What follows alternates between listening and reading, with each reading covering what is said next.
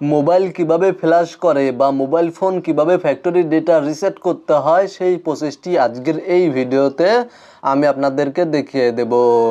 Mobile phone flash করার জন্য আপনারা আপনাদের মোবাইল ফোন থেকে সেটিংস অ্যাপ্লিকেশনটি ওপেন করবেন।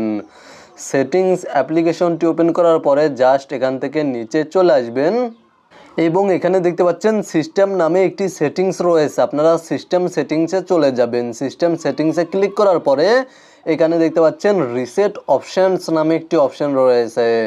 আপনারা রিসেট অপশানস এই অপশানে ক্লিক করে দিবেন।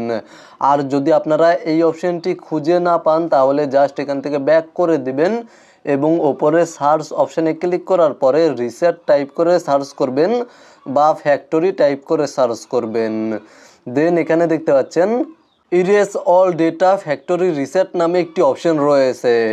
আপনাদের মোবাইল ফোনে শুধুমাত্র ফ্যাক্টরি রিসেট বা ফ্যাক্টরি ডেটা রিসেট নামে এই অপশনটি থাকতে পারে।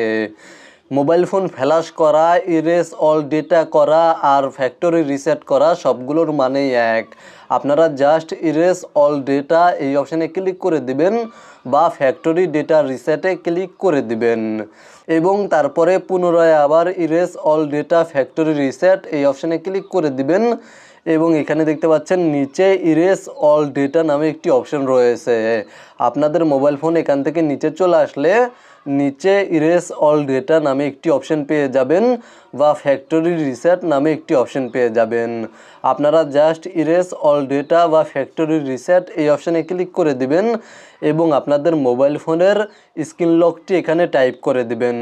আপনাদের মোবাইল ফোনের স্ক্রিনে যেই লকটি সেট করা রয়েছে সেই লকটি এখানে সাবমিট করার পরে আপনাদের মোবাইল ফোনটি ফ্ল্যাশ হয়ে যাবে বা ফ্যাক্টরি ডেটা রিসেট হয়ে যাবে এবং আপনারা যদি আপনাদের মোবাইল ফোনটি ফ্ল্যাশ বা ফ্যাক্টরি ডেটা রিসেট করেন তাহলে আপনাদের মোবাইল ফোনে থাকা সকল ধরনের ডেটা ডিলিট হয়ে যাবে।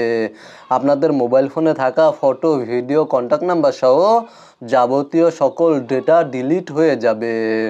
মূলত আজকের ভিডিওটি এই পর্যন্তই। ভিডিওটি দেখে উপকৃত হয়ে থাকলে অবশ্যই কমেন্টে জানাবেন।